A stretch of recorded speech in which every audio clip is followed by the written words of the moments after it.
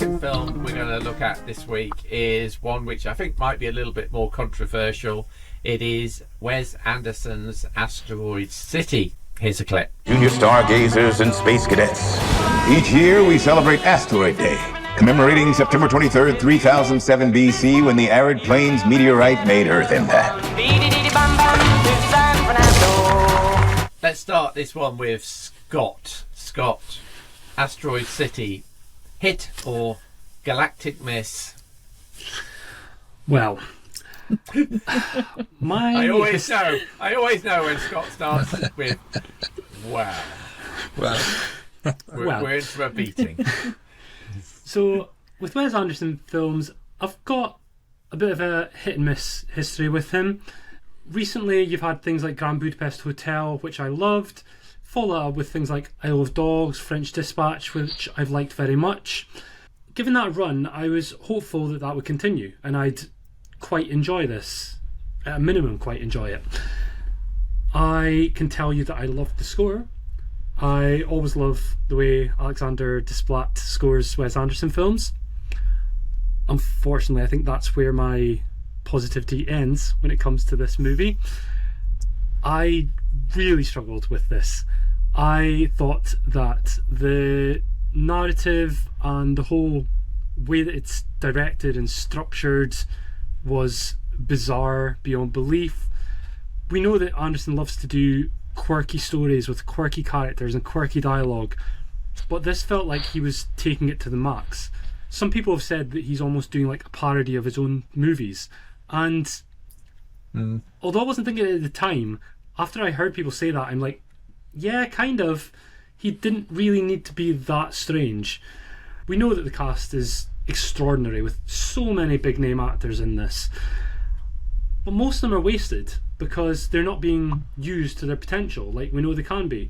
They're all being forced to change their style into a Wes Anderson style rather than Wes Anderson hiring these people to do what they're good at. And so I didn't think that the actors did very well for the most part. I just think that this film wasn't really for me. I didn't really understand what was happening. I was really bored. I found myself slouching in my seat throughout the movie, just waiting for it to end for so long. I think there was one point where it almost ended and I got my two hands in my chair and I was ready to go like that, and then it carried on and I was like, until it eventually did end. And yeah, when it came out, I was heading to... wake up if you don't go to sleep. I was heading to a pub quiz after the film finished as well, and I was just sitting there silently, and the guys were like, what's wrong? And they could tell I was just drained of life after watching this movie. So yeah, not my cup of tea. Not a fan. Not your cup of tea. Okay. Emma, how about you?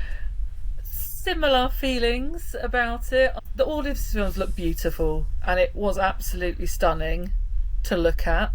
I really enjoyed Steve Carell, and I thought there wasn't it was just the right amount of him actually in the background, because he wasn't really a main character, and I thought that worked well. Obviously, that alien, loved it, fantastic. Best thing about the film, it was just hilarious. And do you mean the animated alien, or Jeff Goldblum as the alien at the end? The animated one. But frankly, I'd have gone to see the film just for the title in the trailer that says featuring Jeff Goldblum as the alien. I mean, that's enough to get you into the cinema. Yeah, well, it's true. Anyway, but beyond that, it's very Marmite, his catalogue for me, and I kind of lost the will to live watching it. There were actually quite a few people in my screening, which I was surprised about, and there was a couple sitting right up the back, and they were laughing constantly, and occasionally I'm like, that was amusing, and then after a while I was just waiting to hear them laugh and go, okay, maybe I didn't understand what just happened, there's no reason to laugh at that. So it evidently hits the spot for some people. I think bits of this film were really, really funny. The bit where Matt Dillon, as the engineer, screws in the 75-cent piece into the sump of the car. and then turns it on and says it's going to be option 1 or option 2. Oh, it's option 3. Right, none of those. That made me howl with laughter, I have to say. I thought it was going to be a really, really funny Wes Anderson film. And there were occasionally funny bits that really made me chuckle. But it never quite got to that point again for me. But I would be interested to know, actually, so how people felt about Tom Hanks being in it. Like Scott said, I thought he was pretty well wasted. He got given very, very little to do, I thought. Andy, how about you? Yeah, I'm with you guys. Dull, and dull. Waste of a great cast. The sets look great. Everything has to be so perfect in a Wes Anderson film, doesn't it? I mean, there's the old joke that if you saw an outtake of a Wes Anderson film, there'd be a load of pens lined up on a desk and one of them would be slightly crooked and everybody would think that was hilarious. I think that the film promised much. It looked great. I hadn't heard any other reviews before I went into this, and I found myself wishing I was sat there watching Mars Attacks.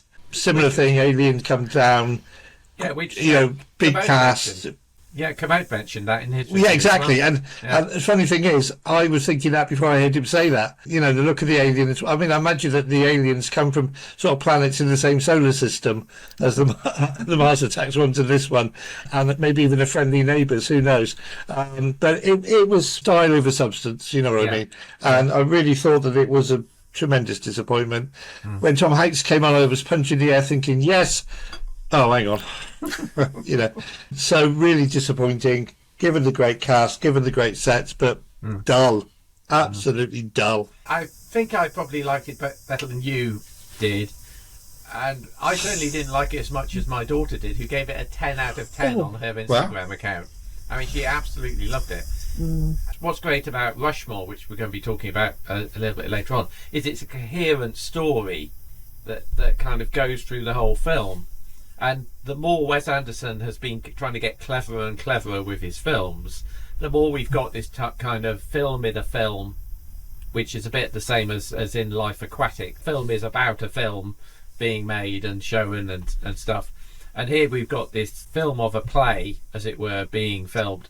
And all of the bits in the desert I thought were really good. But in general, if it had stayed in the desert setting and built a linear story around that, in an Anderson style, it would have worked so much better for me. I found some of the flashbacks into the black and white 4x3 excruciatingly dull, and like you, Scott, I kind of came out of it thinking, what was this about? What is this? What was this trying to say?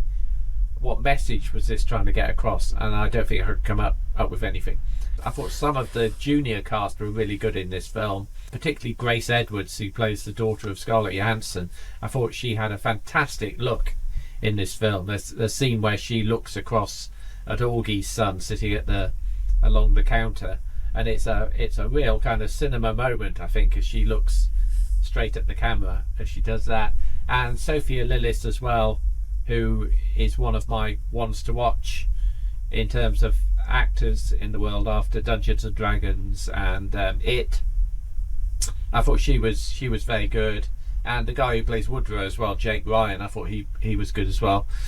Yeah, but like you, bits of it were dull. Some of the comedy missed the mark for me, and the talent was spread extremely thinly. And at the end of it, you asked me what the message was out of the film. I don't think I could have told you. I mean, would I watch it again? Yeah, I probably would, to see whether it actually triggered something more with me. If I wasn't going on holiday, I probably would go and see it again, actually, before it disappeared, just to try and get some more out of it. Scores on the doors. Scott. For me, it is a 3 out of 10. Woo, that's harsh. Andy. For me, it's a 5 out of 10. Would have been a 4 were it not for that Matt Dillon moment that you mentioned, but because of that, it's a 5. 3, 5. Emma. I picked a 4. Gone right down the middle there. 4, 8, 12, and I've actually gone with a 6. Is 4.5. Yes, correct. Right.